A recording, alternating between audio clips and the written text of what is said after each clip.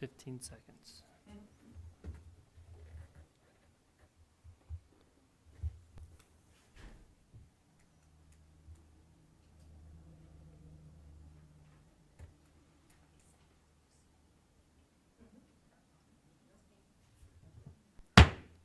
All right, I'll go ahead and call this meeting to order. If you stand for the pledge, please. Repeat after me. Ready? Begin. I pledge allegiance to the flag of the United States of America and to the republic for which it stands, one nation, under God, indivisible, with liberty and justice for all.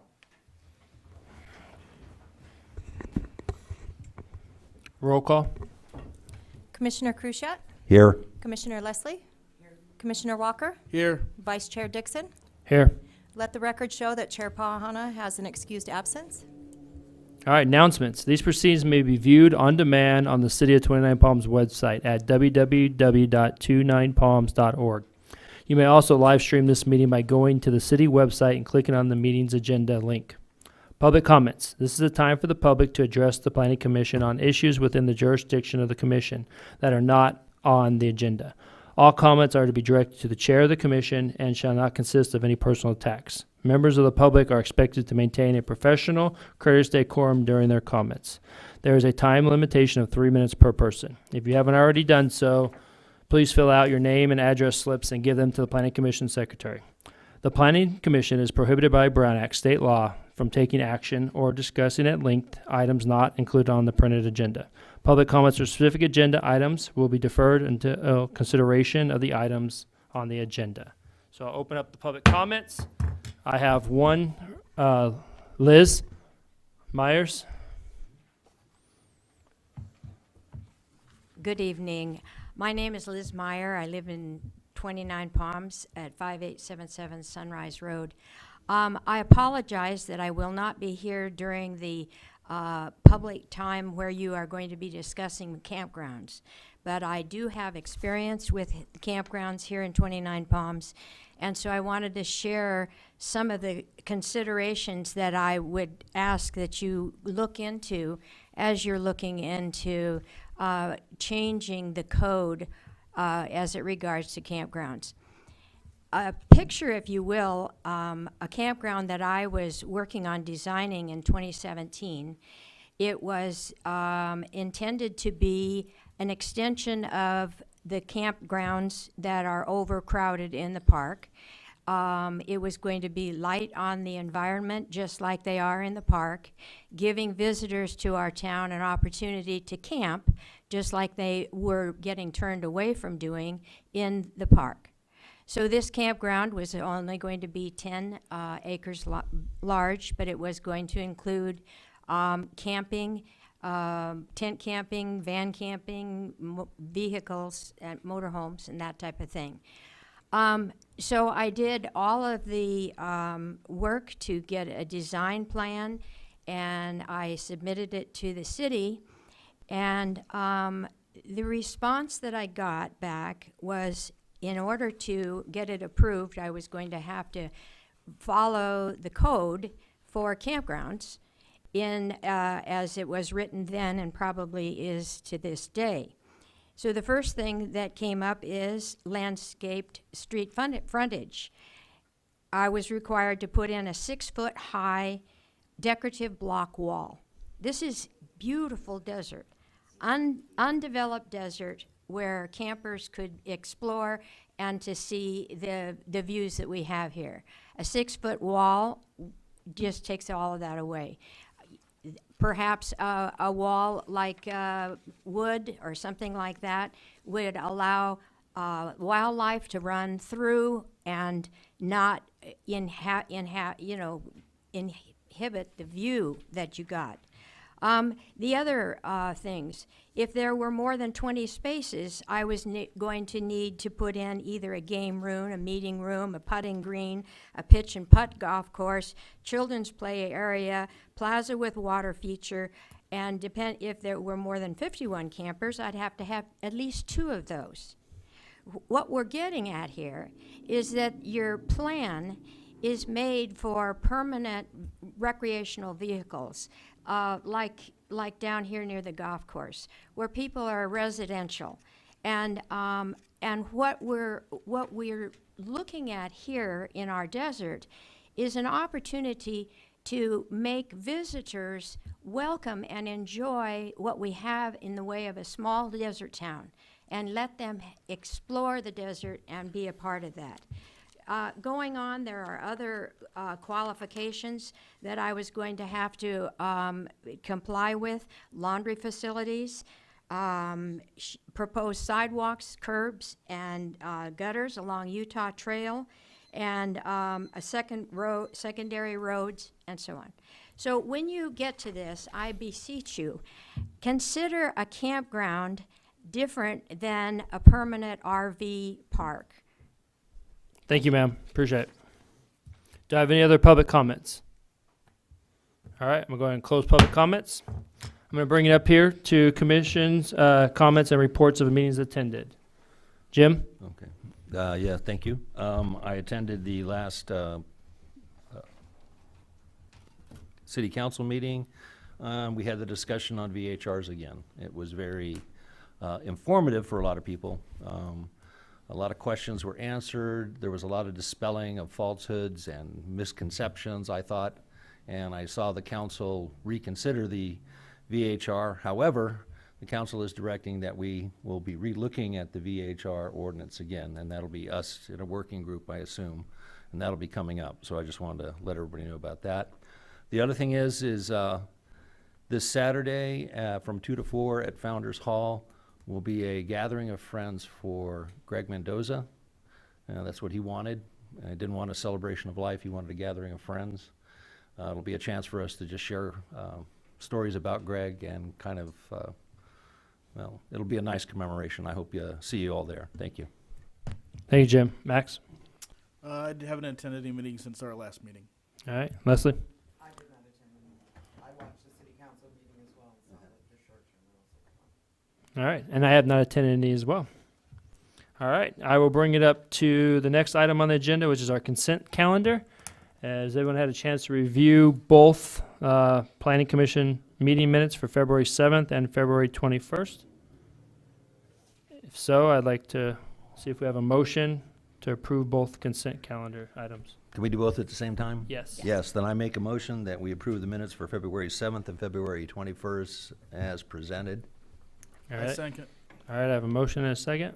Roll call. Commissioner Kuschat, Aye. Commissioner Leslie, Commissioner Walker, Aye. Vice Chair Dixon, Aye. approved. All right. Perfect. Items removed from the consent calendar for discussion. All right. And then public hearings, we have none. Discussion of potential action items, we have none as well. So that will bring us right into our study session. So number 3, study session, housing for homeless. All right, this, we have our discussion from our illustrious city manager for this particular topic. Well, thank you, Commission Chair and Commissioners. I'm in front of you today following our strategic planning session in the latter part of January. One of the items that was discussed and put as a priority is to create a committee, an advisory committee, to advise the council on housing and homeless related issues. My first thought, as we know in our community, in any community, you know, volunteerism on committees is difficult, but I thought this planning commission is a body that may be suited for that discussion, again, as advisory to the council on those 2 topics. And then in addition to that, adding 2 members of the community. One is a homeless advocate. I see Astrid here this evening, potentially someone like Astrid and or someone from the housing community that can be a member of the advisory committee, so 5 plus 2, they can advise the council. And things like, I put down, this is just by way of example, right?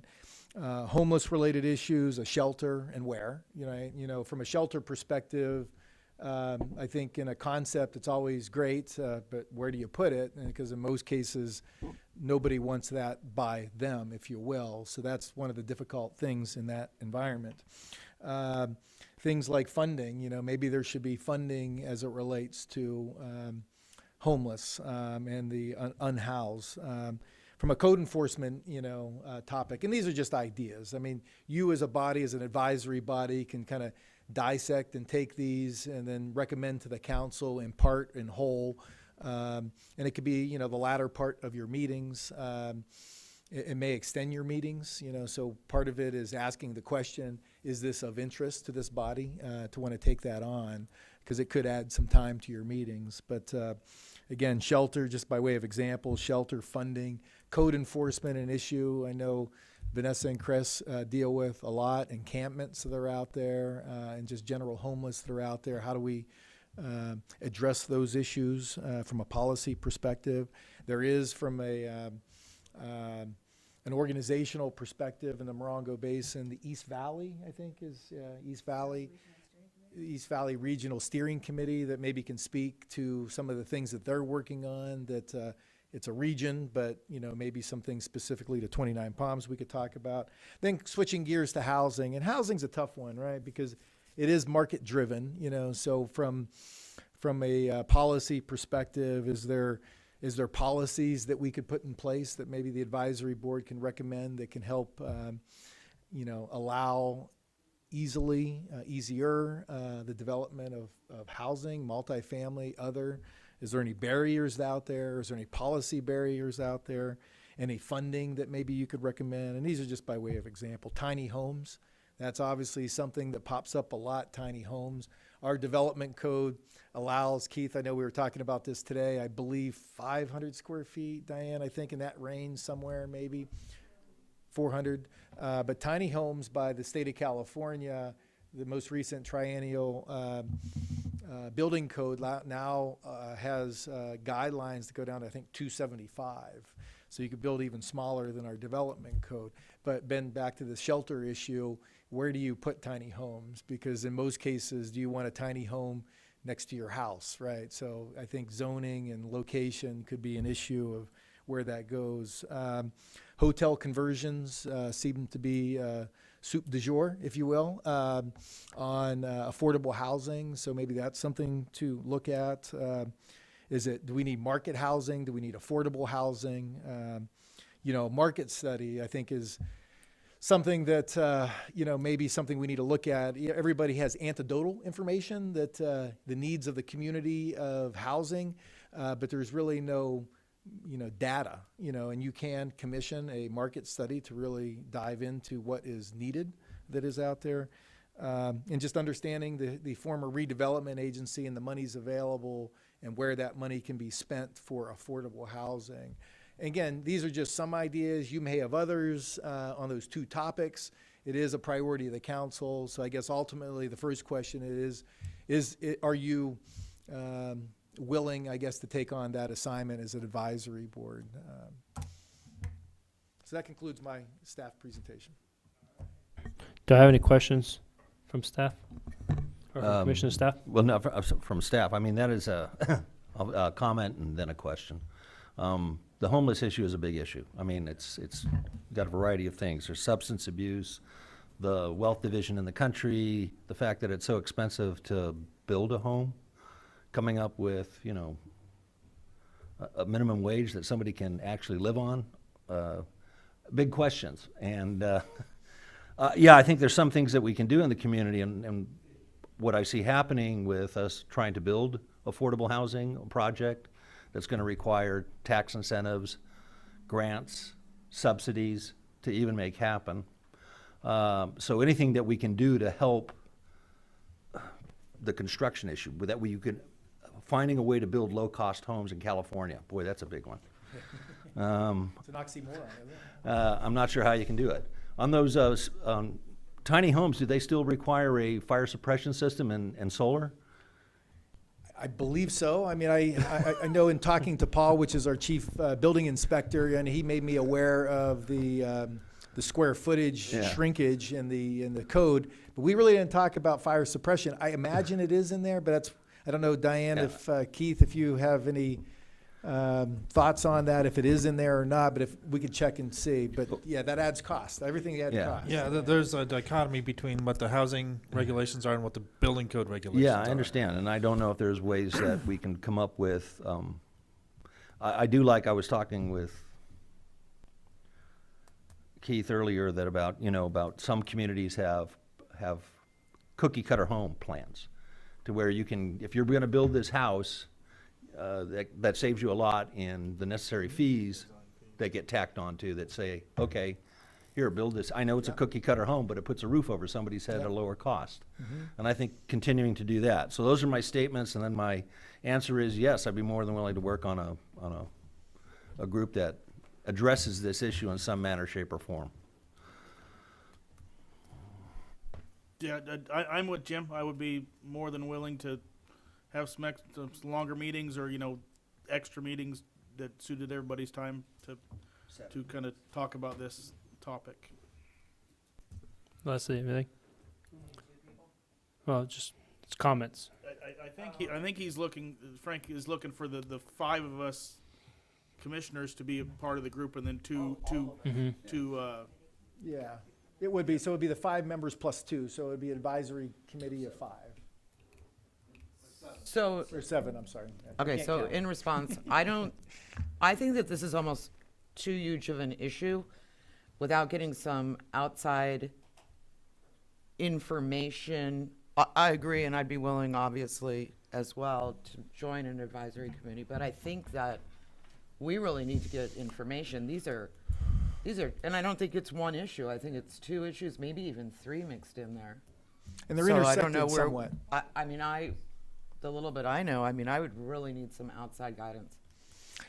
As far as what? So yeah, as I mentioned, like the market study, just to kind of understand the market better, or I think that even the rules specifically, ADUs, between that, the conversions. I don't know all of the statistics with regards to how many homeless people are actually in our town. but if we're talking homeless specific, Are we? I think well, that was but- my issue. but there's a housing issue and then there's homeless, right? Right. The main topic was the homeless, right?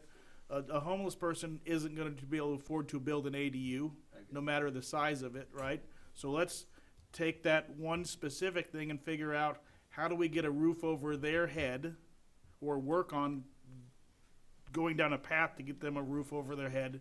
And after we tackle a couple of those types of issues, we could work on figuring out how to get more adequate housing for the community as a whole.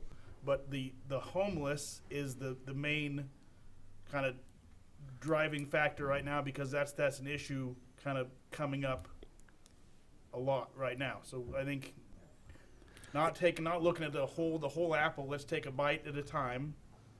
Talk about the homeless. How do we help them first, and then work on the other things as they come. Well, I think I agree with you, Max, that there are the things that we have to do that you can do immediately. As an example is when some hoteliers open up their hotels on the cold nights. Those are immediate things. I don't know. Do we open up our gymnasium in the middle of Freedom Plaza and make that a shelter? It's not rented all the time.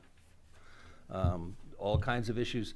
Those are the immediate, but you can't, I still think the committee needs to look at, okay, how do we get more affordable housing? Because I think that feeds into the problem. But I agree with you. Yeah, there's the immediate and then there's the long term.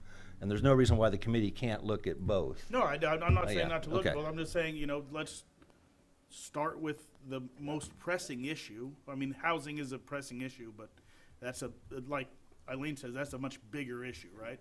So let's. Well, I'll make that bite of the apple even smaller, because there was someone that spoke, I think, at one of the council meetings. I believe his name was Alex, and he was speaking to the large amounts of unhoused children, and I just walked away from that shocked, because I don't see that. So living in cars, things like that. So I would even say, like, sure, gymnasium, unhoused kids. How do we that's a great idea for immediacy, So, So but I think we need outside guidance on this. Yeah, so I think the commission is really looking at wanting to be part of this. I think there's a lot more that needs to be, kind of just dissected and gone through. But the four, and I'm sure all five of us are willing to give that extra point of time, and then with those other two. Yeah, and it won't be one meeting to the point. I mean, I'm sure this is going to be an ongoing challenge, that there's no silver bullet out there that one meeting we're going to wave a magic wand and poof, we're solved, right? So it is going to take a lot of discussion, maybe direction to staff to bring back information, then ultimately piecemeal maybe some recommendations to the council. But yeah, this will be an ongoing discussion. Anecdotally though, and this is just anecdotally, right? Talking to the realtors, and it's perspective, right? But talking to the realtors, the rental rates are dropping, and the vacancies are growing. So that crunch that was probably pandemic related has subsided. The question is it subsided enough? I don't have that data, but yeah, that anecdotally coming from the realtors is a changing market. So. All right. Do I have any public comments? Ma'am, if you could come up to the podium. Okay, I'm want to answer some of those questions that you had out there, those concerns. Can you I'm Astrid Johnson. say your name first? Astrid Johnson. I'm with Morongo Basin Arch, and we are a nonprofit that houses the homeless or keeps people housed. So I think if I explain, I'm hearing all your concerns, and I can break it down into the four area of services that we provide, which might give you some scaffolding, start to build your structures of thinking and planning on. Okay, the first simplest thing we do is street outreach, and Vanessa's kind of aware of that with Jen. So we do have people here in our community that go out and feed the homeless, and they do one-on-one encounters. We had the point in time count, and that was another chance to have encounters. So what I mean by that is I'm familiar with the people now that live in that encampment that's on the corner of Utah Trail and Highway 62. I know their story. I know exactly why they're there and who they are and their, everything about them. We know the people that are behind the Oasis. We know the people that are behind on Ocotillo, behind the buildings, and why they're there. Okay, so those people they all have different stories and they all have different needs. Not everyone is an addict. Some of them are very schizophrenic. Some of them are not. Some of them are just down in their luck. We do have families, like you said, we ran into quite a few families that are in cars, or they're in and out of the motels, okay? And so what I wanted you to see is that the picture of who these people are is very varied, very varied. So that's one of the things that we do, is we do street outreach. The second thing we do is emergency sheltering. Now, throughout the Morongo Basin, we have 6 homes. They have different purposes, but in Yucca Valley, we do have an emergency housing program that can house about 8 people at a time, and that's because we rented a duplex that in the past had been used for that. We just continued it on. We also we own a duplex in Joshua Tree, which we can house 2 families with homeless children. Then we have 2 homes here in 29 Palms, one for men and one for women. The one for women is permanent shared housing, so it's a little bit different model. But the men's house is a combination of emergency sheltering and transitional homes, or bridging. Okay, so we do emergency housing, which means it's temporarily putting somebody in one of our homes, or we bridge them and put them in the motels. Now, the most extreme with what we did with Vino and American Inn, and I did Motel 6.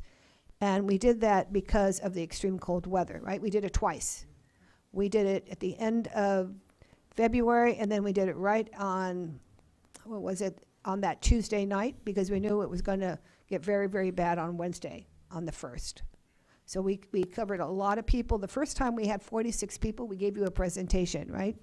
And then the second one, we had less, but probably around 20 to 30 people we did, again, because the weather got very, very bad. I already knew we had people that were already sick, and they had come from the hospital, and they were back on the street again, and we didn't want them to get, in worse shape because of their condition that they were. Okay, then, I don't know if you're aware that we also do what's called eviction prevention. When we have the funds, We pay for people to stay in their homes if they have arrears. So we'll pay 1 or 2 months to keep them housed. So we've been doing that as long as we have the funding for it. And then the fourth program we have is called rapid rehousing. We do rapid rehousing without subsidizing. So we pay for the deposit, we pay for the first month's rent.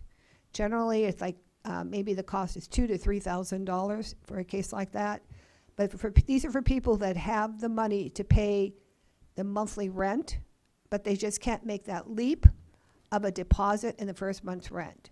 And they also are able, they have enough, their credit score is high enough to qualify, which is also a big issue. I don't know if, you may not have that issue, but a lot of homeless people, they've been on the street a long time, their credit score drops considerably. And usually the cutoff for most places is 650 or better. And most of them are around 500. Okay, so with that in mind, you're talking about, okay, all these different ideas of how we can house people. So just so you have an understanding that we're not going to necessarily be able to house everybody on the street, because some of the people are just going to be very schizophrenic, and we have laws here that we cannot force people to go into homes, take medication. They're going to be like that. They just want to live out in the desert, unfortunately, and they really don't want to have much anybody really telling them what to do. On the other hand, we've got people who definitely want to get out of their cars, get out of their motels, and find a place to live. They are so ready to do that. And so they're the ones that are calling us saying, please help me find something I can move into. So that's when we talk about the affordable housing, maybe real estate agents that are a little bit more understanding they're going to come in with a low credit score, but once they move in and start paying utility bills, things start to improve drastically, right? Their credit score will start to look better within 6 months or so. So I hope that kind of gives you a little bit of framework of what Arch does and what a lot of the nonprofits do throughout the area.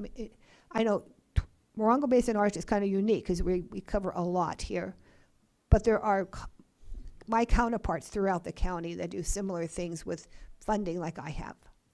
I hope that helps a little bit, okay? I do know, talking about tiny homes, there is a nonprofit family assistance program that's building tiny homes, I believe, in Victorville. So you may want to check out and see how that's working out. That's with Daryl. I know, Vina, we've talked about, about home key projects. I know we have a home key project we did with you last year, right? We have that Elm project going on. There are some others that have been successful throughout the county with home key. It's basically a motel conversion, and they pay anywhere from, I think, $150,000 to $200,000 a door to do the conversion. So it's always a question of how much is that motel going to be sold for, and then what's the cost of doing all of the conversions and the repairs and stuff. So I hope that kind of helps you a little bit. The other idea I want to throw at you, because we're talking about it, is what's called safe parking. This is like a baby step towards doing something. The safe parking would be a place that people could park where there is security 24 hours, and especially for the women that are in cars. I don't know if you realize how many women are in cars out here. And we had one woman who got attacked the other day. So by some youth that threw rocks at where she was. So I thought, I don't have a place to put her. There is no more beds available for this particular case. So I'm hoping that somewhere in our area, maybe not in 29 Joshua Tree, somebody, we can create a safe place, find the funding to do that. People can park there and know that they can park safely without being attacked. And that would require a 24-hour guard. That model, by the way, is being used in the larger cities like Los Angeles, San Diego, I guess even in Texas. It's becoming more popular as a place for people to park. They pay by the month. It's like a regular parking spot, except it's overnight. It's different. Do you have a rough idea how many people are in cars like that? A lot of them, if they're families, they don't want to be seen or come out. They literally are out there in the desert and they come back and forth. I know we've got city lines, but they don't respect the city line. They're traveling back and forth. Maybe they're in Joshua Tree on Sunfair, then they come back here. They go out in the desert, Wonder Valley, they come back here, because here's where all the food is and everything. They're moving around. to be honest, I don't know, I'm gonna say at least 4 or 5 families. I know we got probably about 4 or 5 in motels easily. You ask Wayne, he's got a count running of how many are there. So, I know of veterans too that are in cars. Right, okay. You know, we're trying to get them hooked up with the VA. We're really trying. So, there's a lot of moving parts to move. Thank you. Thank you. All right, go ahead and close. Bring it back up here. Oh, go ahead, Dino. All right, real quick. Thank you. In fact, I'm really happy to see that the city is moving forward with a step to try to solve the housing problem, and we are trying to introduce the tiny houses. I think Jim and I talked a couple of times that the cost of building these houses are so high that it makes somebody think twice.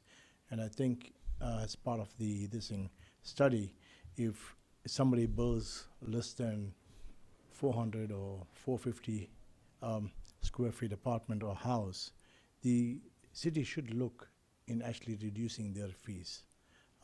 You know, I rehabbed a 1,600 square feet building, commercial building, and just my professional fees was almost $55,000.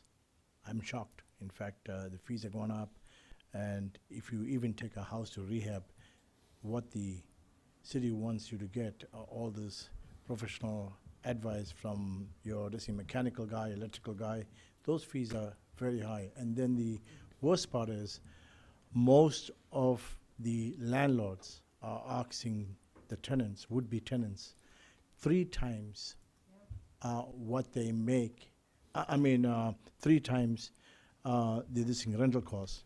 And the average rental cost that I'm hearing right now is almost $1,600. I've got some kids that work for me, and they come back and share with me what they're paying. I'm shocked. And I think Astrid is right that we need to look at the hotels. In fact, I shared with our city manager, I think we don't only need to look for hotel rooms for the homeless, we also need to look for the senior citizen. And I shared with Frank and Astrid, I think the perfect candidate for that building is a shore stay. I've seen, it's got 4 different buildings. You can house each one in different sections, change them differently, and we got the room key money coming up or the hotel key money coming up. We should aggressively go after that. And Astrid does a wonderful job. In fact, I've met with her and I've seen how she takes care of the people. We are blessed to have you in the community, Astrid. Thank you. Thanks. It's your whole team. Thank you. All right, thanks. All right, I'll bring it back up here. So I think we have direction on where we want to go, on at least trying to set up that committee and kind of go from there. Yeah, so staff will start recruiting those 2 members. Again, one from a homeless advocacy group, somebody from a housing expert, and add to the 5 members, and we'll start scheduling from there. Yeah, I know. Yeah. More than likely, Astrid, but yeah, we'll search. We'll search somebody for the housing side as well. And then I would ask, can we immediately look into the safe parking programs? Because I know they are working, and they're quick. Well, I think that's something, maybe that's your first meeting that again, there's a lot to talk about, and you'd probably spend all night talking about everything, but. We should just jump on that. And that could be something that you take on to advise to the council, right? And then the council has to take your advice from there, but at least this is the first vetting opportunity. Are we able to break out advice, or do we have to go through a whole committee and then come with these are all our ideas, or would we be able to say, we like this idea, we've done this research, and we're ready to hone in on this immediately? That's how it probably be presented. Yeah, To the council, That's but as allowed a to be group. done. yeah. Yeah. At one of our meetings. Three of us meet, then we have to have it open to the public too. Okay. Mm-hmm. All right, Good. Yeah. so I think we got direction. Thank you. All right.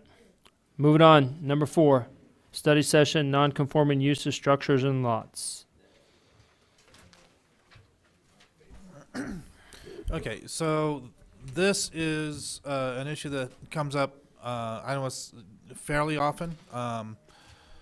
What we tend to see, we do have a lot of abandoned structures in town, and they're not necessarily, we'll take these one issue at a time. They're not necessarily in conformance with the zones that are in place now For instance, we have maybe a commercial building that is now zoned residential, but the business has gone away and there's nothing in the building anymore, but it's in the wrong zone. Or we may have an abandoned home that is now zoned for commercial tourism.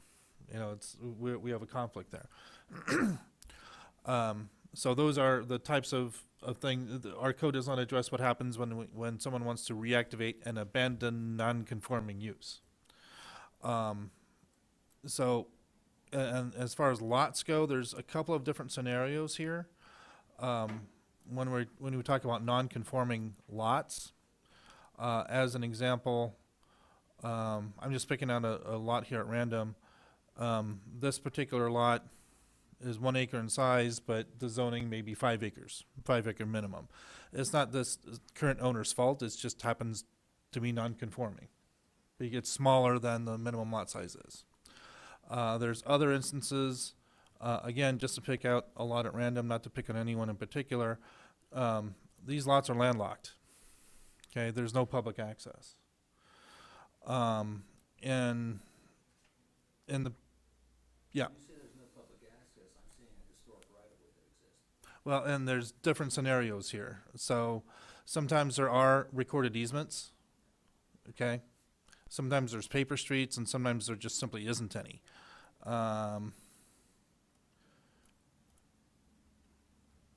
Let's go to that one. You know, there's this. If someone wants to build a house here, they're completely landlocked.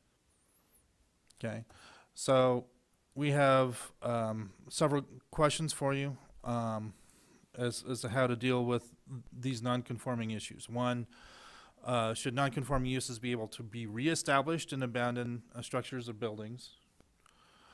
Should a vacant non-conforming structure be allowed to be reconstituted in the manner that it was before? Should the city process a general plan amendment or zone change or implement some other policy for these substandard existing lots? And for these landlocked parcels that we identified, we've done two different approaches, or we've done one approach, and we're thinking maybe we should change it. One is the city should currently require some form of written access, whether it's an agreement between property owners or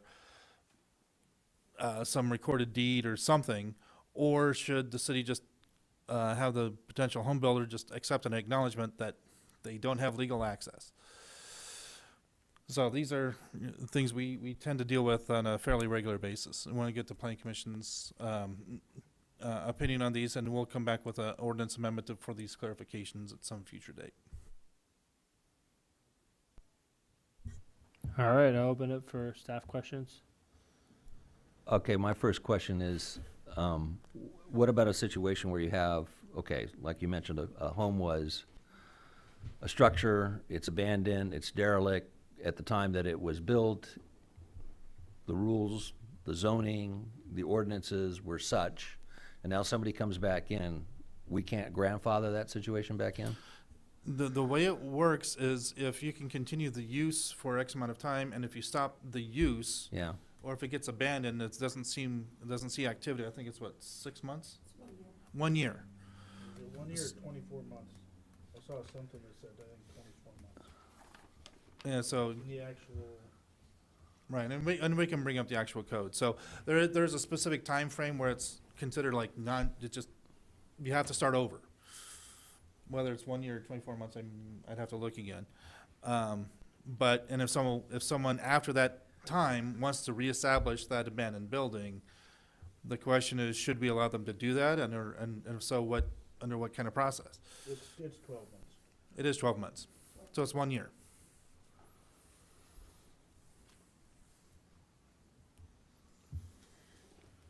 So if it's considered abandoned, if it gets abandoned, they have 12 months to reestablish their use in a non-conforming zone. After that 1 year, then what do we do? Do we tell them they can't reestablish the zone or reestablish the use that they had before, or do we make them? Or do Well, we I would allow it say to happen? yes, if that's what the new code states now. Well, that's why we're asking. Yeah. So yeah, the code says that if it should cease for a period of 12 consecutive months or more, it shall thereafter be used or occupied only by a use listed as permitted use in the current land use tables. And this is the draft that we've been kind of toying around with for your consideration. Now, can they bring it to us for consideration to determine to say, hey, you know what, okay, we'll grant this one exception? So the actual code says 12 months, and then the non-conforming status goes away, and it has to conform to code. So we're asking you if that should continue, or if we should allow the use to be reestablished. I think is what Jason's saying is with a conditional use permit, they have to come to us, say, this is why my residence was abandoned for 12 months, whatever. I want to reinstate it as a residential in this now commercial general zone. I'm gonna apply for a conditional use permit or something to that effect to then get, so we could take that one case at a time, Okay. not just carte blanche. Oh, you're gone for You're 12 out of luck. months. You're out of Yeah. luck. Especially if someone's, has an abandoned house that's been abandoned for 5 years, the damage that could be more significant for that one than one that just hit that 12-month threshold, and now we're expecting to do the same thing, when it might not need that. And there could be scenarios where it's in an industrial zone now. Mm-hmm. Do you really want a residence to be in an area that could be surrounded by? Right, but I think we should Industry. take those one at a time, one instance at a time, and say they can explain why it became abandoned, or and then say this is my planned desire going forward. And so so it's from my hearing from the commission, then it would be like a conditional use permit to reestablish. Yes. But your I mean- example's good about industrial, like if the outside area changes, then it doesn't matter, or would it matter, whatever they went through If to Can I- lose that status? Can, Well, conditional use Can- permit could be denied. Mhm. You could take a we conditional we use don't have permit to for approve it, we denial. can say no. I mean, but if they present good evidence as to why they want to reestablish now and why they Didn't. can't conform to the now industrial zone. yeah, If they want to live there, yeah. I mean, all right, but Ki- you understand there's some things Yeah. that go with that. As an example, I think what follows along is because I've looked into this issue, if you look into commercial general and you look at the permitted uses in commercial general, single family and multifamily is allowed in commercial general. Now, what I tell people is that, okay, understand that if you build a single family house in a commercial general, you could have a dollar store next to you, and okay, but as long as you understand that's the use. So that gets back to my question. Can you give me an example of somebody who wanted to do something with a property that had long been abandoned? Is there You have an a example? situation that came up? You don't have to use names. I just want to I think it would help me better understand the issue. Yes, there was a situation like that that came up. It was in a service commercial. It was in a service commercial zone, and single family is not permitted in a service commercial zone. But we always tell them, if you can provide documentation that the use has been continuing, you have utility bills, then, obviously you can continue the use, but they couldn't provide that documentation. So that's where this kind of situation came from, is because that did come up, and And they wanted to, they wanted to reestablish it as a single-family home. Oh. And it had been abandoned, I'm gonna say it had been vacant for probably at least 5 years.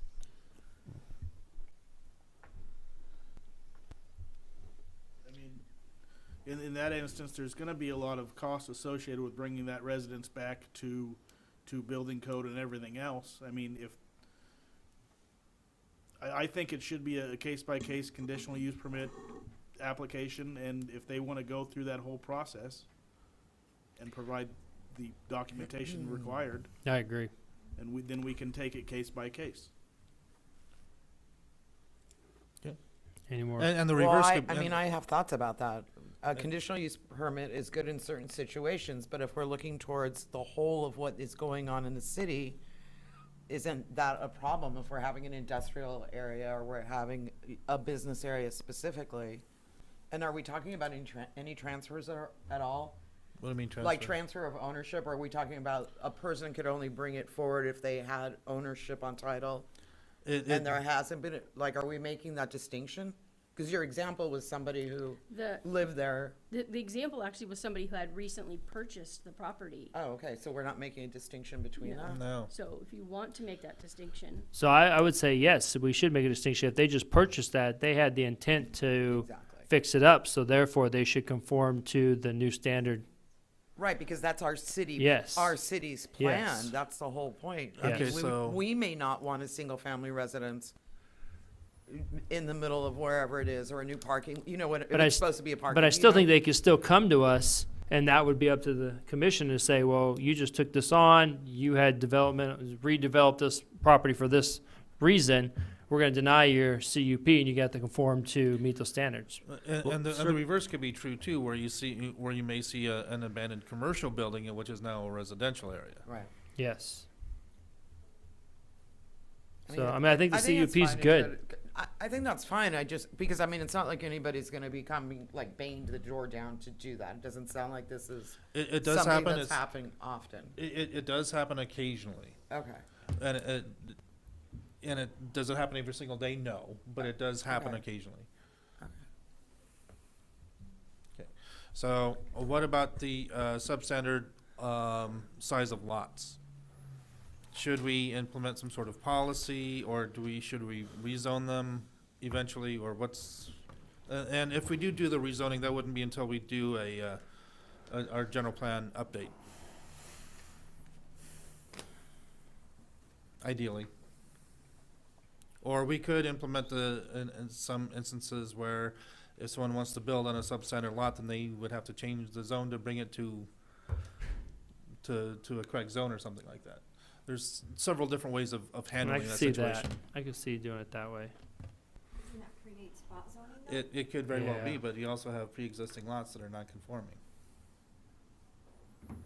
So do we continue on with the non-conforming lots, or do we do a spot zoning, which is the worst sin?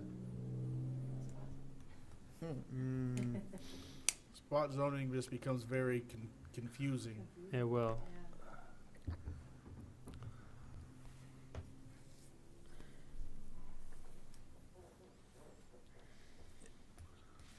I'm of a different professional opinion. I don't know if spot zoning is all that bad as long as it makes sense. well, our, our minimum district size is 20 acres though. Yeah, I know. So that precludes really A lot of the a zone lot of changes. spot zoning, And yeah. that would trigger a revisitation of that Of the- regulation as well. The districts? Mm-hmm.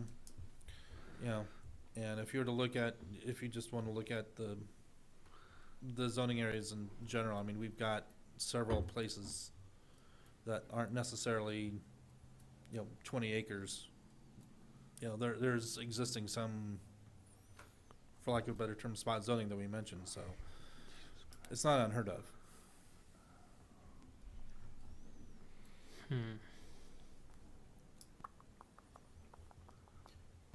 Can you show us an area on here that is kind of like that, like we're having issues with? Would it be more of the rural living? Yeah, Areas, you see so- some areas down here. Everyone likes to talk about the Indian Cove area. There's a couple of lots here. And then, you got little pieces like this and like this. Here's another one. So where we have these parcels, let's suppose, okay, let's do an example. There's a parcel, it's a 1 acre parcel, excuse me, it's a 1 acre parcel in rural living 5 acres. Mm-hmm. But the parcel is parsed out as. It's already there, yeah. It's already there. It's got an APN number and everything. Mhm. An individual buys that 1 acre parcel. And we, the city, are saying, nope, you're in rural living 5 acre. You gotta buy the other 5 acres around you to build a house. Currently, we do let them build because we can't really stop it because they're still there. Because of SB 9? Well, because of, we can probably Oh, cite okay. several other state laws, Yeah. but for, we could implement a policy that says if you're pre-existing per a certain date or something, then you're not gonna worry about it, you can just continue on. Or we could mandate that someone says, okay, if you wanna build in this little spot, you know, that's definitely smaller than standard, probably. You know, so there's, like I said, there's more than one way to handle this. If it's not, if the commission doesn't think it's that big of an issue, we can let it go and just have some sort of administrative policy that says it doesn't matter because it pre-exists. I think with the we'd have to find a good timeline to identify pre-existing, but I think that would be, because it doesn't appear to be this is, you know, a huge, but it's a process and takes time, right, to process all the Yeah, paperwork. So it does. I would think some sort of just pre-existing Policy would be, policy. would You're be sufficient. okay. Okay, is that the consensus? Well, I would suggest, okay, because this issue, I tried to go over all the issues over the weekend. This one really had me thinking about possibilities. I'd like to do a little more research before I give a suggestion. Okay.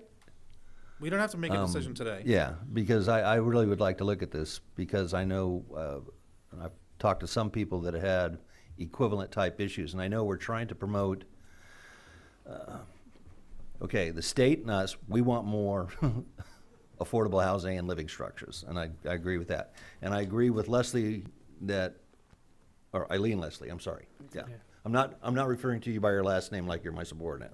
Eileen, I'm referring to Ms. Leslie, Eileen, comment that you really don't want, you know, housing structures inside industrial zones if you're trying to promote your industrial zone.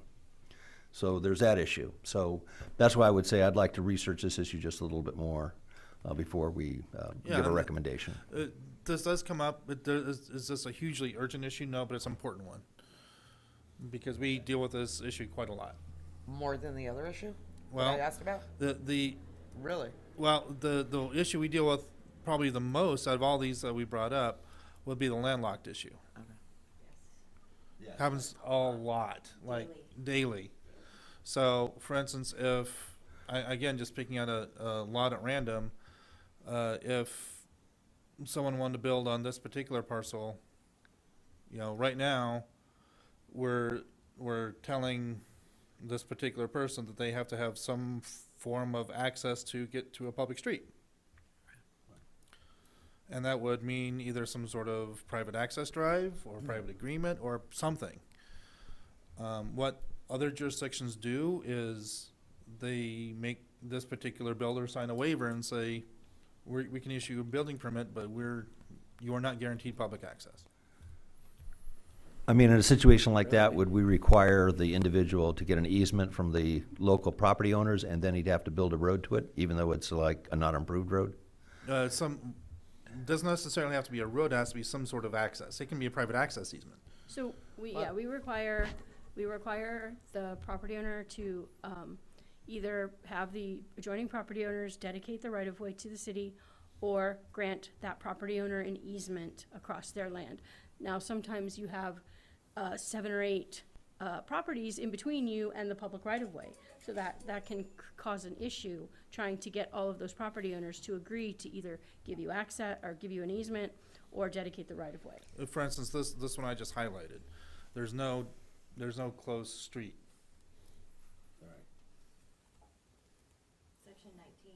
Section 19 is a huge problem. That's above the 2 mile. Yeah. Where to go? Are you going there? Yeah.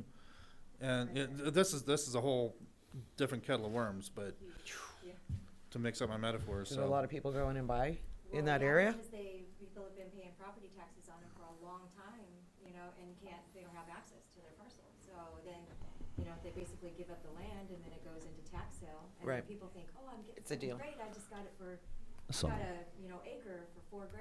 And they think that they've made a great purchase, but there's no access. And this is something we deal with a lot. So getting an easement from your next door neighbor, so might also have demands on it of what type of access. Going to your question, paved road, I want it unpaved. Well, and then when you have access easements, agreements like that, Well, it would They- have they to can be blocked conform off. to if you have your If you have a own neighbor city dispute, that gets rule. blocked off, so. So, I mean, so in a case where you said you could issue a building permit, how would the person even get the construction done if I you don't can't think you get should do the, that. Well, Trespassing. they'd be trespassing over somebody else's property. they'd be trespassing, okay. But they would have to hold us harmless for that. Exactly. So why would we do that? Well, it's, If you don't, so like I said, there may be 7 or 8 property owners in between you and your public right-of-way. Right. And if we tell you, if you cannot get that access from those property owners, then basically we have made your lot unbuildable. which So is, we a- told which- you Okay. You have to get, either have them dedicate the right-of-way or get an easement from 7 property owners, and you cannot, then your lot is now, your lot is unbuildable.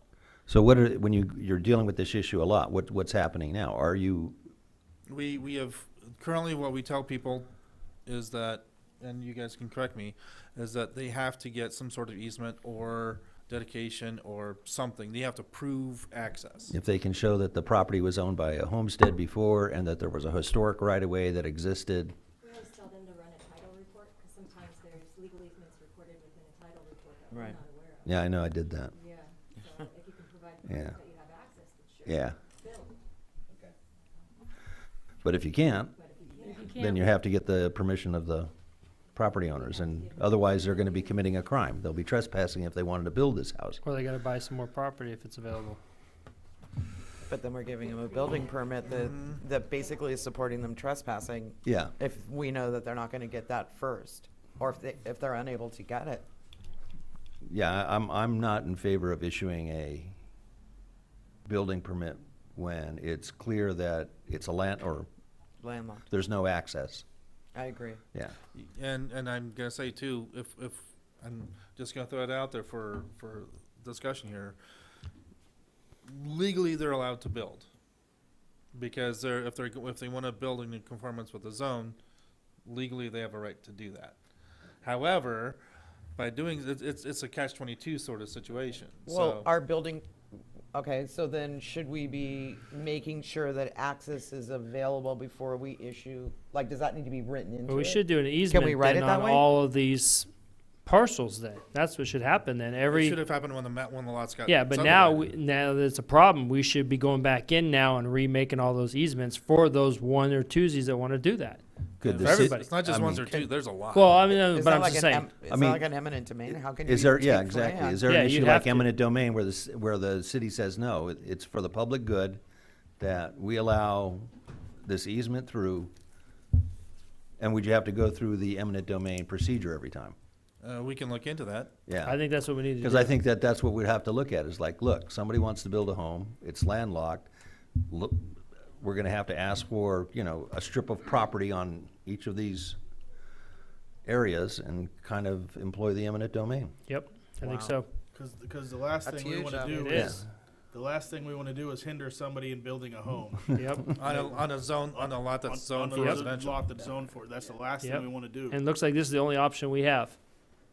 Because we can't make the homeowners give right away to other homeowners. They don't want to. So the only way we can do it is now provide that legal easement. Okay. I mean, that is an option we can look I mean, if you into have from to a give legal them perspective. access, right? If you. I mean, I they think have that's to the have only building option. Ability to build? Okay. Well, we'll take a look at that and see what Okay. our engineers and attorneys have to say about it. All right, perfect. Yeah. Wow, that tax sale's gonna be crazy right after that. recap that for me? So what we're gonna do is we're going to look into the whole eminent domain situation. If they, I guess, if they can't prove legal access or some sort of access agreement of some kind, then, I guess as a last resort or something like that, then the city would, I think we We'll start entertain it, looking at eminent doing domain. it for all of the parcels. you wanna do it for all of them? I think it's all. Wow. I mean, how can you just say one particular area and the next thing you know, next month, there's another place over here that wants to do it? I mean, we got to start doing it for everyone. We better find out if that's even feasible from a real estate attorney or, Yeah, because Government eminent attorney, domain is a right? huge issue. it's huge. Yeah. And that's a long process. I don't think that that's something that's quick. Well, that's what I'm saying. So if we start working on mean, that doing could it be years. completely for everybody, At least that way That's a we're. huge project. Okay. And it might be expensive, by the way. Like attorney fees. What do and you her- mean might? Okay, really. I think we do have a public comment. Open up for public comments. If you want to come up to the thing, you have 3 minutes.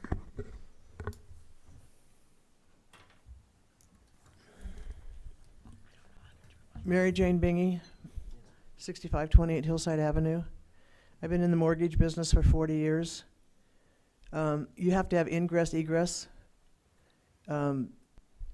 People won't get construction loans, so they couldn't build a house without cash to do it. They couldn't buy a house without cash. So on the title report, it's going to say whether they have access to that property, ingress, egress. And without it, it doesn't happen. Unless they pay cash, like Unless you it's said. cash, correct. And you guys are talking about section 19. Years ago, before there was a planning commission, I sat on the appointed planning commission, and we looked at section 19, and we thought it would be good to put maybe schools, put a school over there, and perhaps a public park, and utilize the land that way because it's so landlocked. Just a thought. Thank you. All right, thank you. All right. I don't think we have anything else, so we'll move on to the next. I was just gonna say that the problem. Mary Jane, I was just gonna say the problem is a lot of that land is privately owned, so, you know, we can't. Yeah, it always Yeah. has been. So they can't do anything with it. Maybe they would be willing to get rid of it Right, at a discounted price because it's just sitting there. right. So we just thought that would be a way to open it up. Perfect, thank you. All right, we're gonna move on to number 5, study session, film permits. Did you get an answer for Oh. number 4? I thought we did. That's what we were just talking, okay. Yeah. Okay, so we'll come back with some, we'll let the commission study some of these issues, and we'll look into number 4 a little bit deeper. Okay. Okay, film permits. So, currently in our, development code, film permits are processed like temporary use permits, like a Christmas tree lot, like some sort of,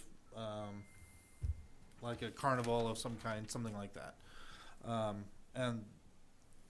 And these development code regulations were probably written back when technology, is what it is today.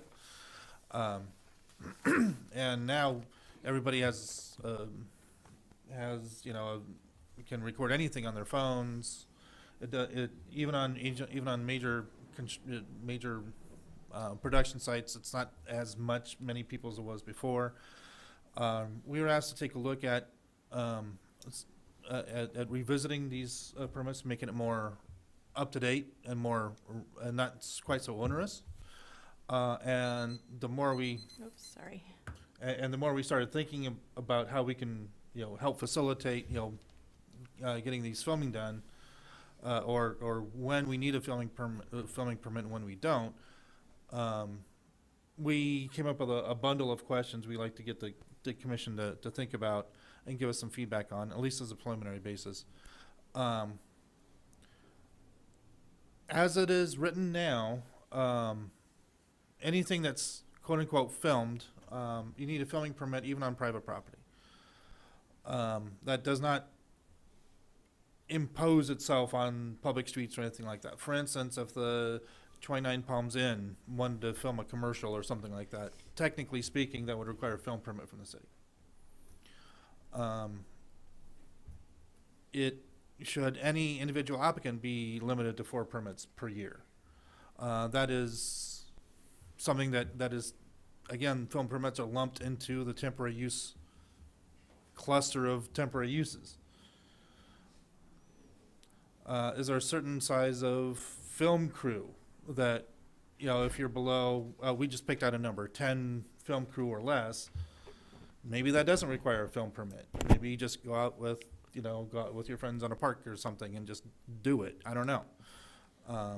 Maybe the number needs to be 5 or less. I don't know. That's a thing to consider what triggers a film permit. Certain scenarios, maybe it would perhaps require a film permit. So for instance, if they're filming something, commercial or a TV show or a video that has a military theme to it, or it has weapons of some kind, should that require a film permit, just so we know that law enforcement's aware, for instance? Or if they're using some mock weapons and they're marching up and down the parks or something like that, you know, should that require a film permit?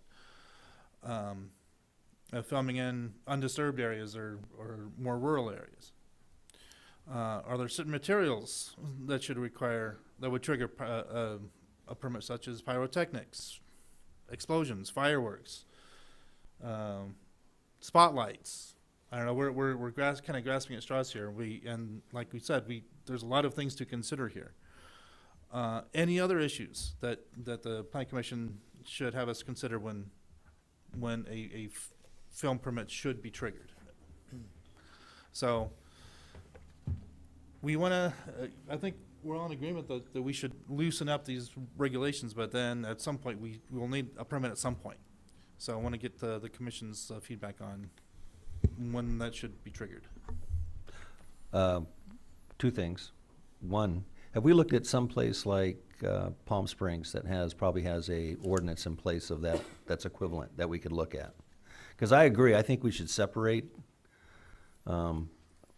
production companies that come up to do commercials, or maybe somebody wants to do the battle at Kasserine Pass out here in the back. There has to be some type of, we need to monitor that and watch it. And you're right about the technology. I mean, there are people that you can do a movie on a cell phone practically and edit it on a computer. And so if you're doing something on private property and it just includes your private property, I don't think a film permit would be required, in my opinion.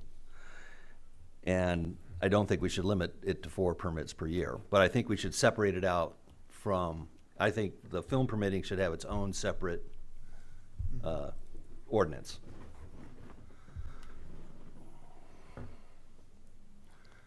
And there's other issues too, if they need to block off a street for whatever reason. If it involves local police, pyrotechnics, I think that all needs to be addressed, and because you bring up some very good points. And when it was bundled in that one ordinance with everything else, it gets confusing, as we're going to find in the next regulation. And Yes. so that would be my suggestion, is that we separate it out, take a look at what other cities have done, how they've done it, and then that's all. Yeah, and someone, from an economic development point of view, the more 29 Palms Right. is Friendly to that kind of stuff. friendly to that Yeah. kind of stuff, the more we're gonna get. But I still think, even if it's solely on private property, it still needs to, depending on the size of the endeavor, should, need to be looked at still, because you're on a half an acre lot and you're gonna have a 75-man film crew there, that's gonna present some problems. Yeah, no, I agree with that as well. I mean, it's, that someone Take a may, look at size. yeah. Yeah, definitely take a look at size of the production effort, and I don't know what the number is. But I don't think, Yeah. and also limiting it to 4 permits a year per person, that doesn't make it friendly for this type of activity to take place. Right. It's gonna make them want to go out and just do it without approval. Should there be a number limit on amount of permits you can get per year? Or I don't should think this so. Unlimited? Yeah, Yeah. I don't Okay. think so. I'd want to wait to see what the other cities are doing on that. we They can may have a definitely look into reason. that. They may have a reason. Well, okay, I agree, it's just that if somebody is coming in and they're paying permit fees, and they're That was- doing something that's well Yeah. within, that promotes 29 Palms, even the movie 29 Palms that was made in 2006, 2007, didn't use 29 Palms. It was all done in Palm Springs and the outlying area. So, I don't remember what the fee is on this to pull a permit. How much are temporary use permit fees roughly? I think a film permit is $135 plus like $40 per day. Maybe we can stagger that with crew size too. I mean, you could have crew people-wise, but then there's also equipment, and that's what really harms a lot of the properties. It's the equipment, the railings, things like that. Lights, electricity, generator. I mean, there's catering that's gonna have to be done for a large film production, and I think that that's, you know, Well, that that's, permit should be more than $140 is what I was yeah, really yeah. thinking. Well, that's why I'm saying I really can't answer these questions. I don't feel comfortable answering those kind of questions unless I looked at what another city had done. I'd like to see what there's several cities that have productions going in all the time, and I'd really like to see what they've done. Sure. So looking at number one, I mean, for me, I think, yes, permits should still be issued to own private property. Limit the permits, I mean, no, let's make it to wherever. 3, I mean, who's gonna start tracking if there's fewer than certain ones? So I think we just set a precedence on, you know, permits for certain mounting to however many. We don't kind of just say if you have one permit or one person, you're not gonna do a permit for that. And then any type of power, you know, power tech, if that needs a permit for sure. Okay. Well, we'll take a look at several other jurisdictions. I think you mentioned Palm Springs. I think we'll look at San Bernardino County. We'll look at Riverside County. We'll look at some other local jurisdictions to see how they do it. We'll do a compare and contrast. Right, because they have experience. I mean, there's going to be nuanced things that we probably can't even think about. Yeah. Okay. We'll come. I guess we'll come back with a further study session once we do a little bit more research. Okay. All right. Study session number 6, campgrounds.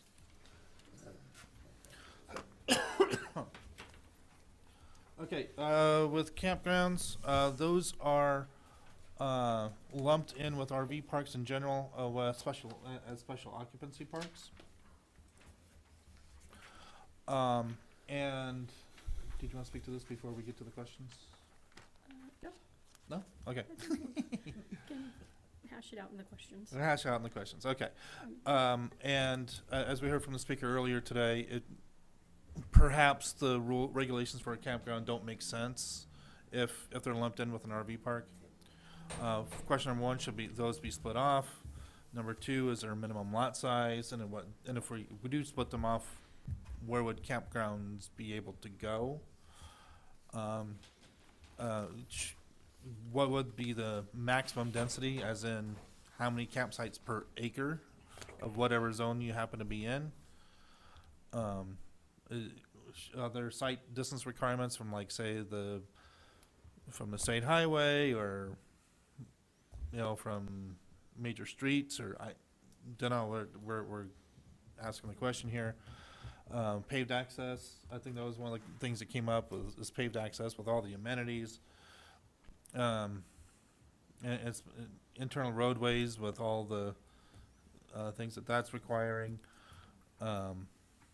Should each side have required parking, or is this addressed in guest parking? Again, we get into the restrooms and the kitchen facilities and all of that, and the children's play areas, again with amenities. And there should be a maximum length of stay or minimum length of stay. So these are if we were to split off campgrounds, these are the issues that we're going to have to address in a separate ordinance. And we do get asked a lot about establishing campgrounds, by the way. This does come up at least 2-3 times a day. Well, I'm glad you brought it up, because when I was going through it all, it was really confusing, because we have campgrounds and recreational parks. We have conference centers and organizational campgrounds. Organizational campgrounds with recreational parks. Campgrounds that do not exceed 12 units per acre, organizational camps, most of them require, and you're right, and then there was mobile home parks, and it was all bundled together, and I couldn't tell if somebody just wanted to put in a dry campground, because we do want to promote the park, we do want to promote tourism, and if somebody needs a place to pitch a tent, yes, I'm, requiring curbing, 6-foot-high walls, first of all, that would, destroy the area, or maybe a water point. And then in one case, there was a place where it said it required a laundry facility, but nothing else. Didn't mention any toilet facilities, any water points. So yeah, it got very confusing. And I think we're into another point where we're gonna have to start separating things out, and especially start separating out the definitions. Yeah. This is what a mobile home park is. This is what a dry campground is. This is what an RV park is. This is what, thank you, an organizational campground.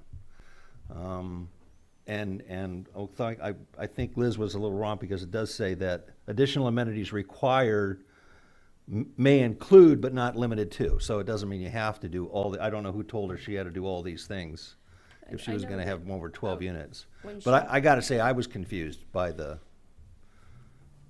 Right, and if you're confused, then Yeah. then at least room for interpretation, and as a community, we want to limit as many interpretations as we possibly can.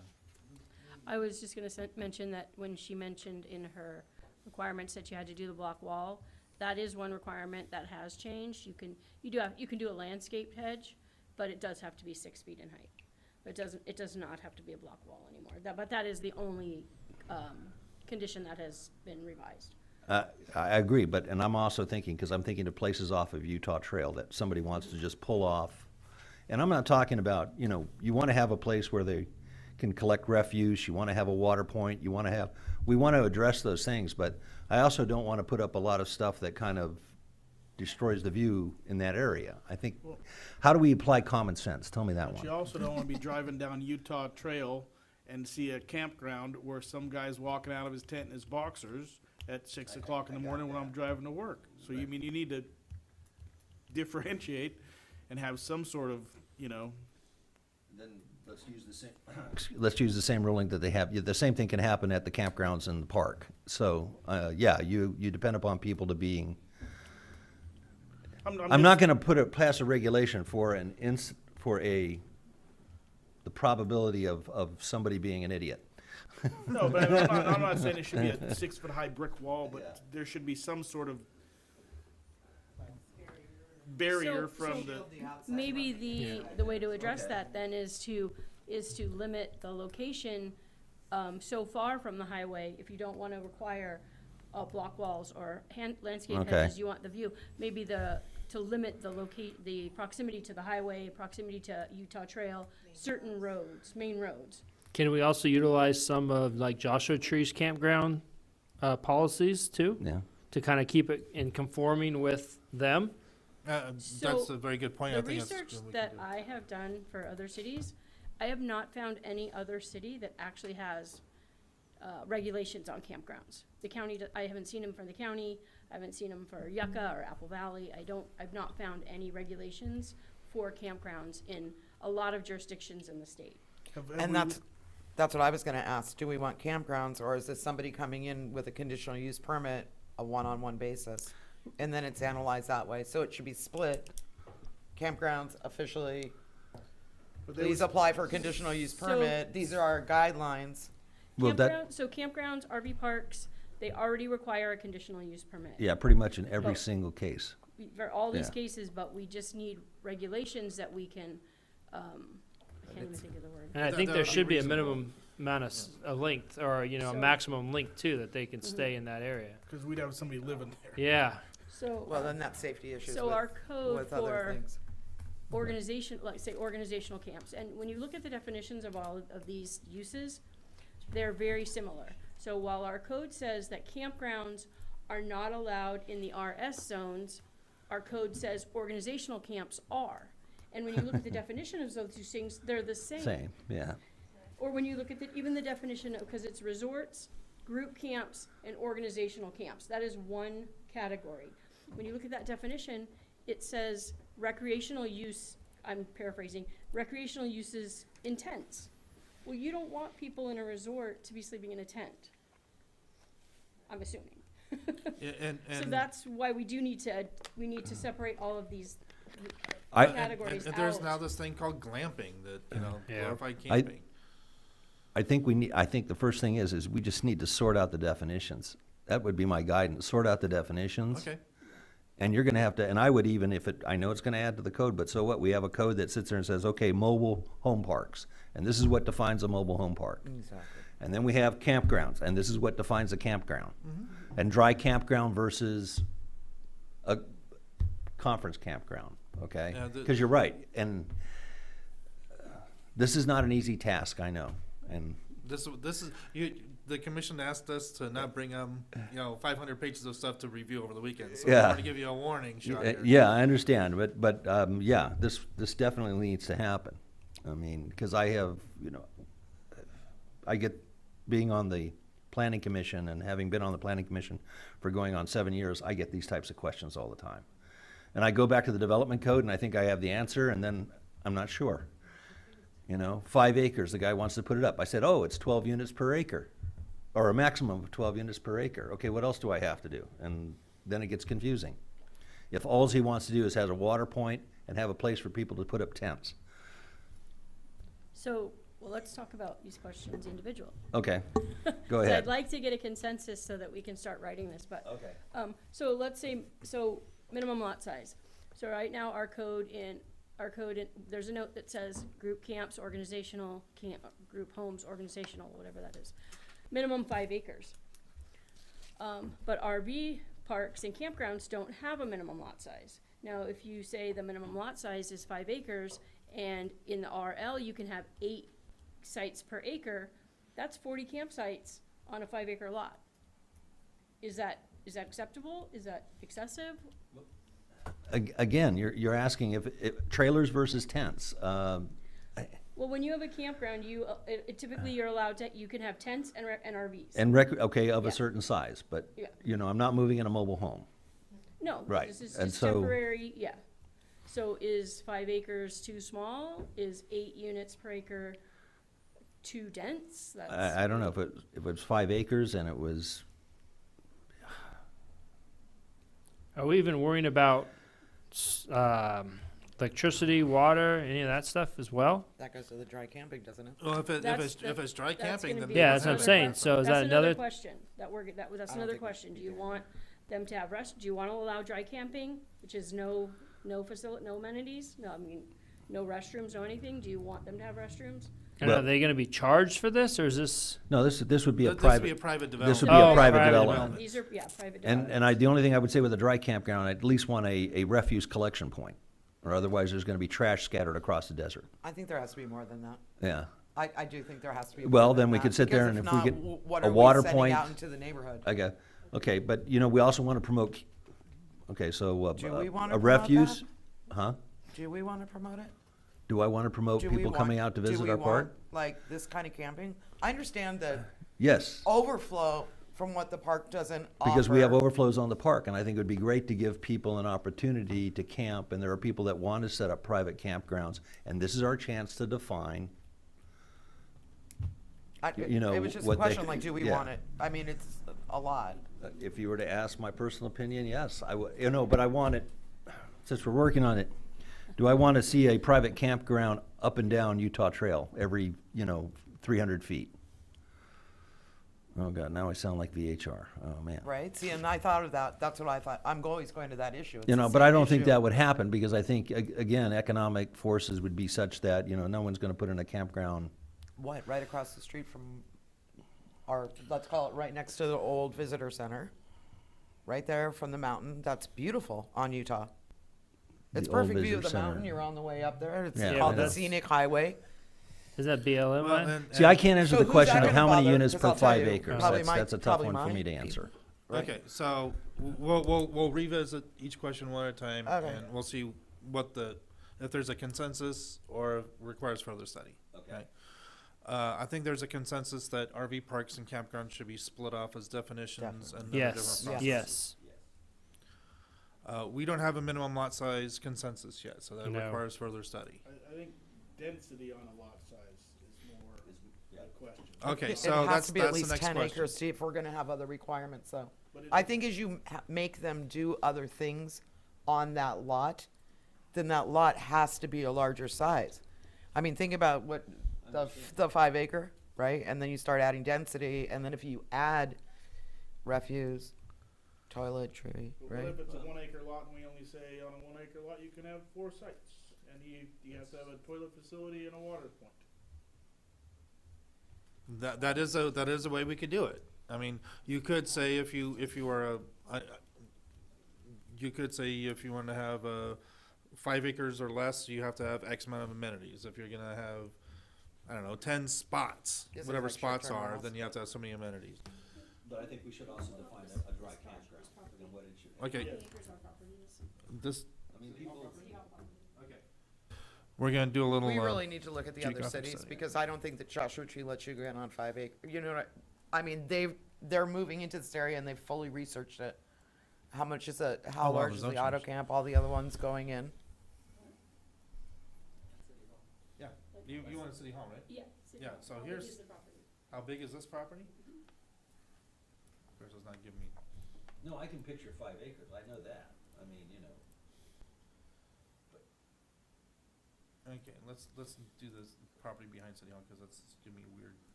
It's like 3.5 acres, right? That's, Four okay, and a this half. is all, that's 4.5 acres. Yeah, so imagine, I mean, you had a max of 12 units per acre. that's, yeah, in certain zones. That would be 60 units in that In- section right there. Yes. It's crazy. No, it's eight for rural living, For Eight- rural living, 8 units spaces per acre. No. it's but 8 it- per acre. For tourist, commercial, Okay, yeah. and maybe 12 units industrial, per I think acre, it's okay. 12 per acre. So if you put that property in a, industrial or tourist commercial zone, you can have 60 sites on that property. It's a lot. Who came up with the 12 units per acre in the first place, and what was the criteria for that? It's probably based off this parking requirements No. of 10 by 20 foot. No, I mean, I got it. If you take that and then divide that into the spaces, that gives you enough space to, Yeah. I'm, as far as who wrote what part of what zone, Yeah, I know, that's a. that's tough moot. question. I'm sorry, Yeah. that's right. It's moot at this point. Yeah, it is. but to go back to the main point of this. Yeah, the I think question. number 2 needs a little bit more, further discussion. Yeah. That's fine. That's why we're having a study session, not a public hearing on this thing, because there's, when we're not 100% certain as to Yeah. where to go, we want to have a study session first before we draft an ordinance. Yeah, because even looking at the lot size, people still aren't gonna be walking up to the lot. So they're going to have vehicles, and is that in I a think- separate sec? I think 2 and 3 go hand in hand. Yeah, I agree. And then be minimum much distance from a state highway or major roadway. Thoroughfare, yeah. Why do we have to? Well, because we had a boxer, comment yeah. earlier about if I drive down Utah Street, I don't want to See guys boxers. see. If you're driving down the highway.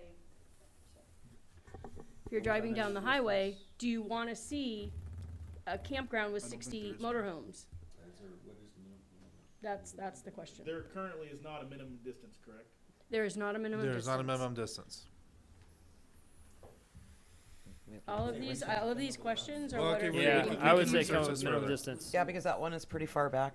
Yeah. I would That they think did either- off the either a highway. minimum distance or a barrier Barrier of some of kind. some kind. So it'd Well, be yes, you can do either or. Either or? Okay. Yes. I think Yeah. they have both over there. Well, there might be both, but It's so far back that if they you- if have you to have a don't- big if requirement. you don't, let's say we make the minimum lot size 5 acres, and you only have 5 acres, and you're trying to meet your max density, and that would take you out of the distance away from the state highway or major thoroughfare. Mm-hmm. Having a barrier could be that either or option that lets you meet your goal of your property use and still conforming to the general desire of the city. I don't know, I'm going back to short-term rentals, you're requiring business licenses, you're doing all these things, we're going down this path of anybody who owns 5 acres now has a business of a campground? If they want to. but So they- are we they gonna would- have density rules If- come up, issues come up in the, You mean a from one that? campground next to another campground? yeah, So- Well, also, if but that could be a it's a problem. conditional use Okay, but permit. The problem today now is we have a regulation that's very difficult to understand, so I think we need to sort it out. I know, I'm I hear still what on you're the saying. desire of campgrounds. Right. We don't have to allow them. I'm going to a different issue, I really am, that, Okay. like, should it be in a zone? Should it only be in a commercial zone? Should it not be allowed in a Well, residential that zone? was the question that came up. Should they only be allowed in like rural living? Should they only be allowed in commercial? Right, I just think that this is That's- I think this is another big issue like short-term rentals, I really do. Well, that was one of the questions, right? What areas do we allow it? Yeah, Okay, where so- where but would we're we? gonna get to that question. Yeah, it's where would we allow it? Yeah. And then we talk about the amenities and the parking and all that. So let me go back. So again, we can take just a spot check of the city. You know, if we want to allow the commercial here is in red and purple, and this tourist commercial is in the pinkish colors. Yeah. So if you just want to limit it to those areas, that's where they would be, either right on 62 or Can you Adobe. say that campgrounds aren't allowed in the downtown specific plan? I mean, We you don't can. want a campground in Yeah, we downtown. definitely Oh, don't. sure we can. Yeah. We can certainly allow that. No, I'm saying we don't want to allow. I'm sorry, yes. Yeah. We So can, if something was in the downtown specific plan saying this is strictly prohibited in the downtown, yes, okay, yes, we can certainly do that. That's, meant to infer, not the other way Yeah. around. okay. Well, then on the other hand, do you want to require, because it's your idea of the overflow from the park, right, and to pick up that slack, then do you want to require that it's a certain distance only from the park? Our city limits go, there's a lot of properties all the way out. No, I don't. I mean, I get very testy about telling people what they can do with their personal property. If it's not illegal, it's not unsafe, and it's not unhealthy. I agree with you on that. However, we're creating businesses here because they're not letting their friends just come hang out in tents. They're going to be charging people. They're going to offer amenities. Understand? So that's why you brought it up, that it's just like going down the shore. I'm agreeing with you wholeheartedly.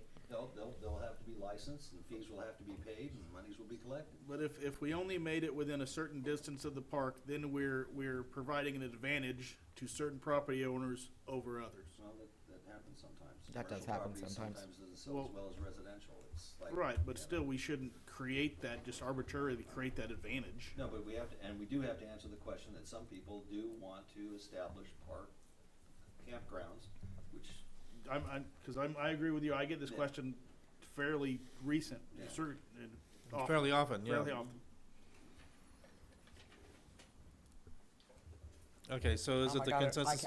The whole flood zone thing, that's hilarious anyway, because everything next to the park is flood zone, so what kind of insurance are you gonna require?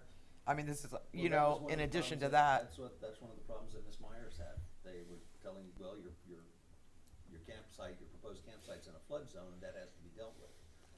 And that was one of the issues that, Yeah, Interesting. and yeah, and those this, issues still have to be dealt with. Right? yeah. Yeah. So what I'm hearing is a little bit more research from staff's viewpoint to come back with a little bit more solid, Right. We need other Yes. cities' and guidance. compare and contrast with, see what I the mean, park we'll be actually sitting here- requires. We'll be sitting here talking as we go through each Right. zoning and sit there and say, yes, no, yes, no, I am hearing a consensus that this really needs to be dealt with and separating it out yes. and really Yes. defining it. Okay. Diane, have you looked at other jurisdictions like up by the Sequoias and that area? You did? And they didn't have anything? I'm not finding anything. Wow. I mean, I don't know. It's been a while since I did that research, but yeah, it was very difficult to find any information. Yeah, a lot of incorporated places don't allow for campgrounds. Got it. And most of the time campgrounds are national park Right. type of things. Does the park have regulations that they use? We can look at those. They do, I mean, that's what I they think I establish their mentioned own earlier. parks. They establish their own campgrounds. Yeah, but that's just still, they've researched it out, so Yeah, it's I would federal. say try to keep the same standards as it might be Joshua a Tree National Park. Sizes, density, how It many- might be a starting point. Yeah. Yeah, okay. Fair enough. I got 5 acres, doesn't do anything, so you know. I mean, it's the same issue with the film permit, right? Some one person with a video doing this doesn't require a film permit, and a family letting their kids camp out in the back, in their backyard shouldn't require a campground permit, but there's some level in which this is needed. Okay, Do we want, I'm sorry, go ahead. Did we want to open for public? We can, yeah, I'll go ahead and open it for a public hearing. Anyone who wish to speak, come on up. You have 3 minutes.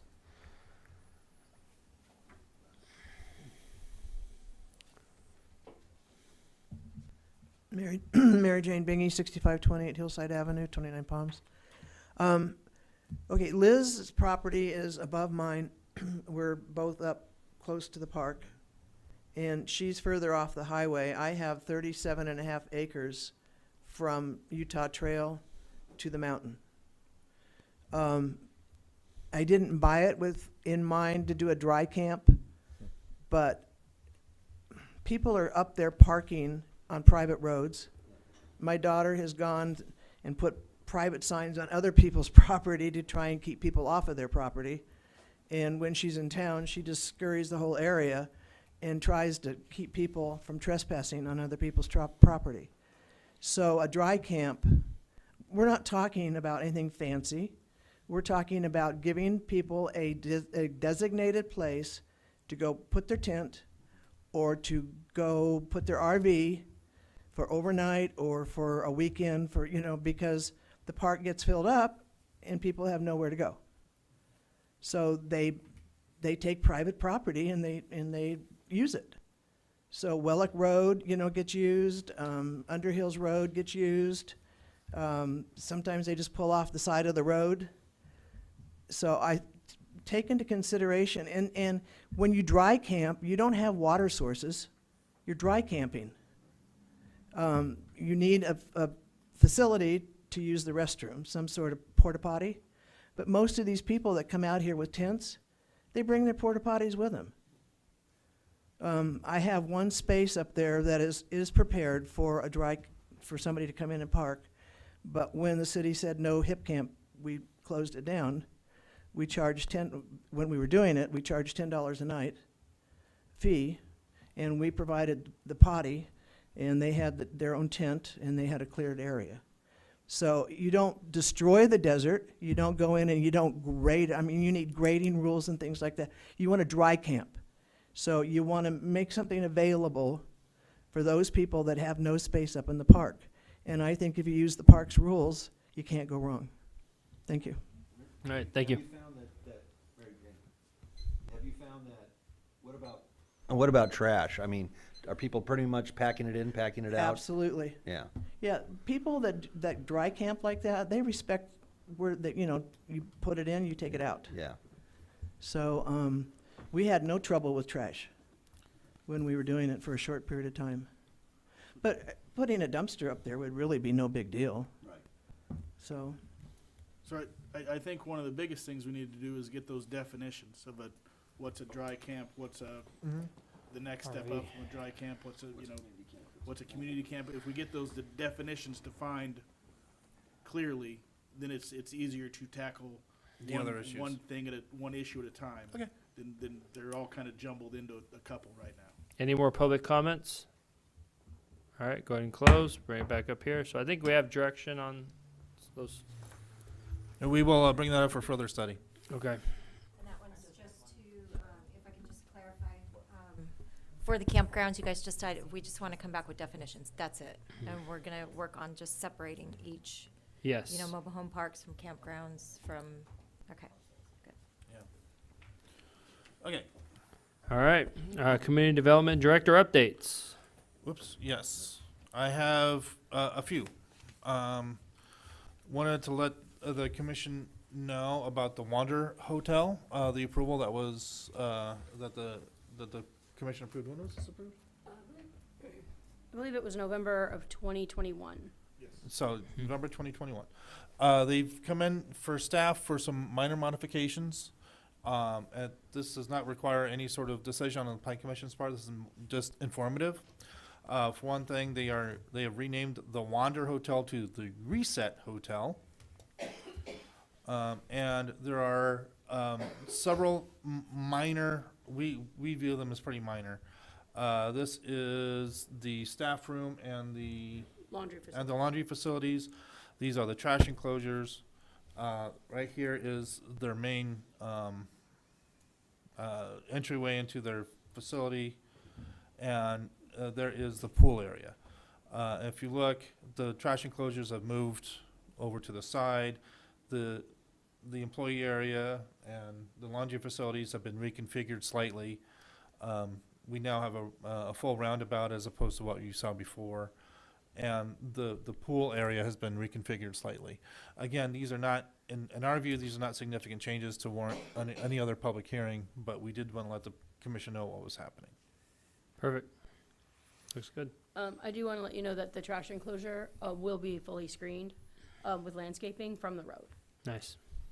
Any schedule on when they're going to start? Have they filed for the building permits? Do we know? This is from the building permit? Oh, Yeah. this is So from the this is building from the permit. building permit. This is when I was reviewing and I noticed these changes. So, if, once, you know, if the commission's okay with these changes, then considers them minor modifications, I can approve them at the planning level. Yeah, I think And that, then I think they're pretty close to getting their building permits. good. Minor to me. Yep. Okay. Okay. These are just updates. I just want to keep a running tab of the study sessions we've had so far. The two-story homes, we're still looking at that. No further updates. Downtown specific plan side streets. Hopefully, if we can wrangle the city engineer sometime, then we'll hopefully bring this back in late April for the side street issue. Wayfinding, that's going to be an ongoing discussion. The National Park Service met with us again today with the things they would like to see and do. Circulation element, vehicular and non-vehicular, is going to take a lot more effort than what you saw, than the other issues, so those will be coming back in a later time. Garage issue, that was relatively straightforward from a plan commission decision standpoint, so right now I'm targeting to come back with that in May as an ordinance amendment. Allowable uses in the downtown, hopefully I can bring that back no later than May 16th as well. We are looking at some other development code amendments for us to implement our housing element, which should be, we were targeting early April. I don't know if it's going to make it though. Yeah, we were targeting April 4th, but maybe the second meeting in Maybe April. the second meeting. Okay, so I just want to let you know where we are with these study sessions. Next, Planning Commission, we are having 3 public hearings. So no more study sessions for 4 weeks, so give you guys a break a little bit. The next Planning Commission, Is March 21st, March 21st, 2 weeks. 2 weeks from today. Me too. Okay, perfect. All right, meeting adjourned.